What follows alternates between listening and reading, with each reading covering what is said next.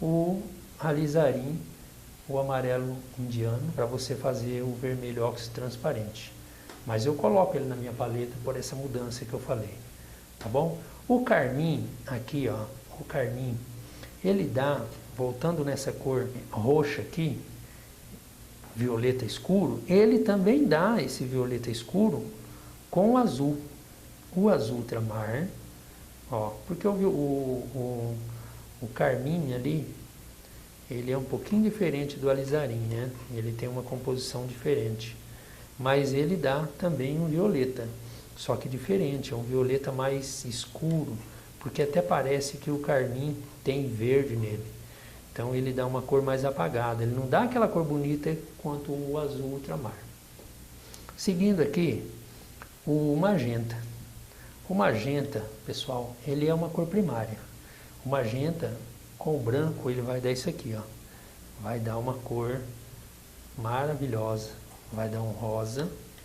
Aí nós temos o rosa com magenta, nós temos o rosa com o vermelho, que é uma cor também importantíssima, principalmente não, em todas as pinturas e na paisagem. Na paisagem, quando você tem uma vegetação de segundo plano, ela possui o vermelho, o vermelhão chinês, tá? E quando você coloca mais branco, ó, ele vai ter um rosa também, um rosado também. Claro que é muito diferente do magenta. Já rosado, o branco e o carmim também tem o rosado. Porque se você colocar aqui, ó, carmim mais branco, você tem um rosa bonito, diferente. Olha só a diferença do magenta para o carmim. Carmim branco, carmim e magenta, né? Olha a diferença. Muitas vezes você quer fazer uma árvore, uma árvore flamboyant, alguma coisa aí, você pode usar o carmim também, porque ele é importantíssimo para isso. Tá bom? Aí eu vou aqui para o vermelho. O vermelho que eu falei, sendo o vermelho aqui com branco e um pouquinho de verde esmeralda, você tem aquela cor de segundo plano, como eu falei. Se você pegar um pouquinho do verde esmeralda aqui, ó, e amarelo indiano, ó, você tem uma cor de segundo plano, porque você tem aquele verde de vegetação seca na paisagem. Então você tem o vermelho com o branco, tá? Com o branco, um pouquinho do verde esmeralda, tá? Eu mudei a cor aqui agora só para você entender, tá? Que vai, cada vez que você coloca uma tonalidade a mais, ele muda, né? Ó, mudou totalmente, ó. E o vermelho aqui, ó, é um verde de vegetação de segundo plano. Ele tem vermelho, mas o vermelho não é intenso igual tem no primeiro plano, tá? Aí eu tenho o Steel Gran Pardo. O Steel Gran Pardo é a mistura do amarelo indiano com alizarim e verde esmeralda. Então você tem aqui, ó, uma cor transparente. Se eu misturar os dois, ou melhor, os três, para fazer essa composição, eu não vou conseguir fazer igual. Não vou conseguir fazer igual porque é o mesmo caso do vermelho óxido transparente. Ele já vem de fábrica com as três composições, mas um solvente diferente. Então a gente não consegue fazer essa mudança. Aí eu tenho aqui o alizarim, ó, alizarim, amarelo indiano e verde esmeralda. Como são cores mais fortes, principalmente do verde esmeralda, ele dá um Steel Gran Pardo, mas ele muda um pouquinho. Então, olha a diferença. Aqui, para me chegar próximo daquela cor ali, eu tenho que fazer uma mistura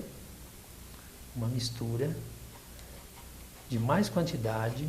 Ó, se eu coloco um pouquinho de branco nele, ó, ele já perde um pouco da transparência. Ele dá praticamente o Steel Gran Pardo, só que com branco, ó, misturado, e dá uma cor quase isso daqui.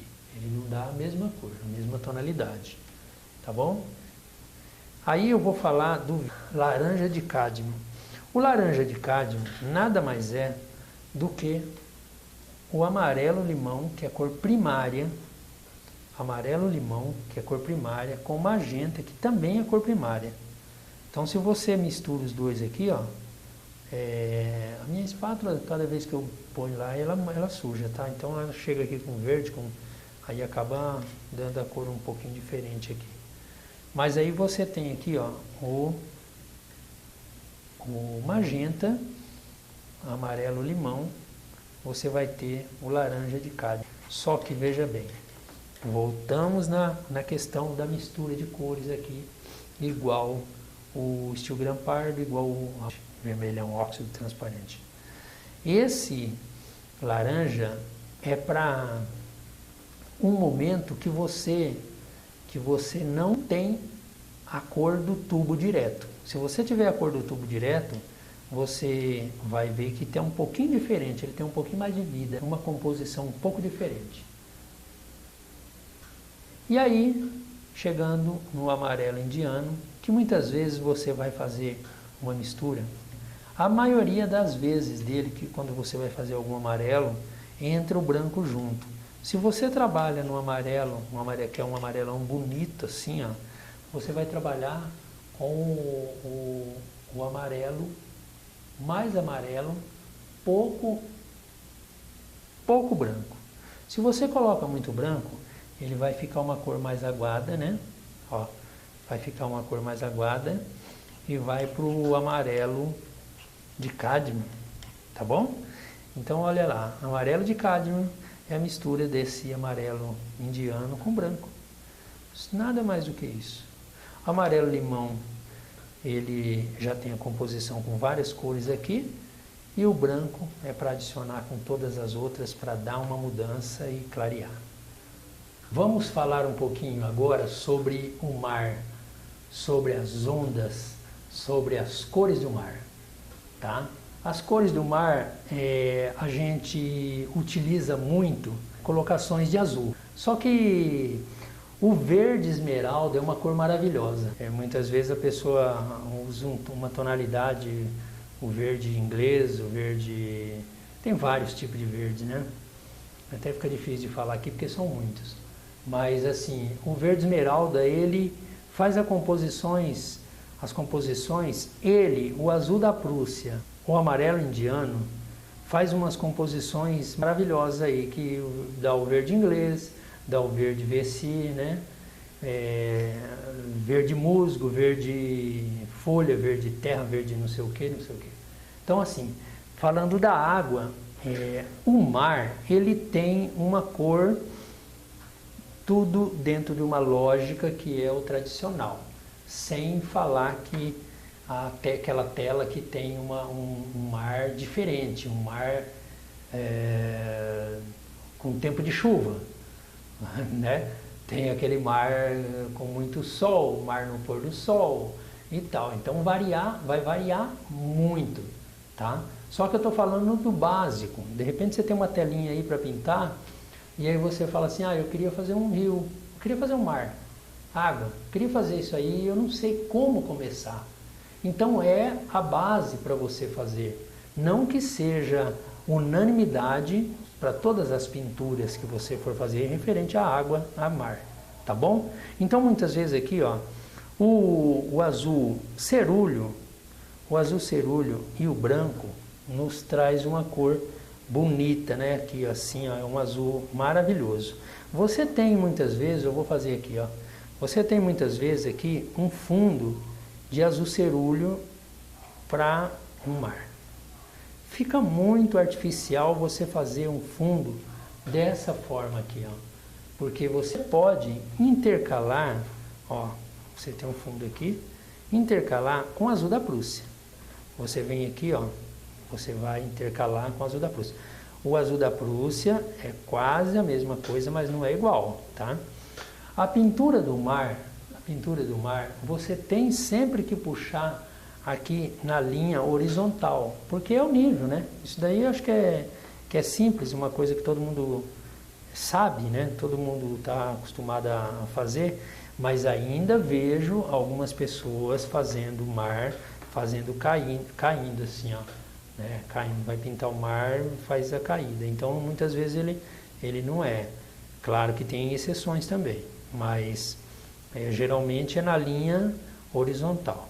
Aí você tem o azul da Prússia com um pouquinho do verde esmeralda, fazendo uma transição aqui, ó.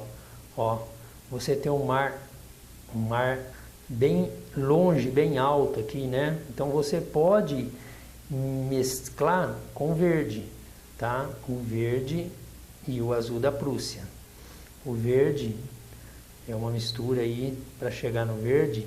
Muitas vezes a gente vê, eu não sei, eu penso assim, posso estar errado, que esse verde nos dá a sensação de que está pegando terra do fundo do mar. Olha só, um pensamento doido aí. Amarelo do fundo do mar, da terra, com o azul da água, que a água é transparente, mas em relação à atmosfera, né, à luz, você vê o céu azul e ele reflete na água, porque a água também reflete para cima e dá o azul. Olha só, é uma coisa de composições, iluminação de cores, que depois a gente vai falar sobre isso. Então assim, você tem o verde e o azul aqui, ó. O verde e o azul. Aí, o que vai acontecer? Ele vai se tornar um pouquinho mais esverdeado. Quando você chega na praia, você já começa a ter um contato com a terra, e a terra é mais amarelada. Nesse caso aqui, eu costumo usar muito o steel gram pardo. O steel gram pardo, o amarelo indiano, né, mas o amarelo indiano com alizarim. Aí já dá certinho a cor do steel gram pardo. Então essa terra aqui, ó, ela chegou aqui, ó, com um aspecto mais amarelado. E ele pode mudar porque é a praia e é a areia. A areia molhada vai te dar essa sensação aqui de cinzentado, um roxo, uma cor violeta puxada para amarelo aí misturada. É a cor de, muitas vezes você vê uma pessoa fazer um mar, chegar na areia ali e fazer a cor errada da mistura da terra molhada, porque a terra molhada não dá essa cor. A pessoa não coloca essa mistura aqui, ó, ela acaba fazendo diferente. E aí acaba ficando uma cor artificial. Então você tem aqui, ó, uma cor realmente de areia, de que tá a água, pegou ali na terra, na praia, e escureceu porque você chegou na areia e a areia está molhada. E aí você tem mais amarelinho aqui, quando você vai chegando aqui, né? Vai chegando aqui, vai amarelando um pouquinho. Voltando lá para o mar, para a parte mais azulada, você tem as ondas. As ondas, muitas vezes, elas são ondas finas, ondas mais largas, por dois motivos. Ou você tem uma onda chegando na praia, com uma onda forte, está quebrando ali a onda na praia, né? A gente sempre fala assim. Então aí você tem aqui, ó, uma colocação de branco, peguei o branco ali, tá? Uma colocação de branco e aí você vai fazer uma onda mais alta. Então você não vai puxar ele assim, porque se você puxar assim vai dar a impressão de que está longe. Então você vai, ó, aqui na parte alta do mar, lá no infinito, lá longe, na linha do horizonte, você tem, deixa eu pôr o branco aqui mais perto para vocês entenderem o que eu estou falando, tá? Ó, aqui o branco, e aí no mar, longe, você tem umas ondinhas assim, ó. O que você vai fazer? Pegar a espátula e bater com ela nesse sentido aqui, ó, que eu estou fazendo horizontal. A câmera está de lado aí, tá? Mas a linha é horizontal do jeito que eu estou fazendo aqui. E aí você tem, ó, uma marcação de ondas longe, né?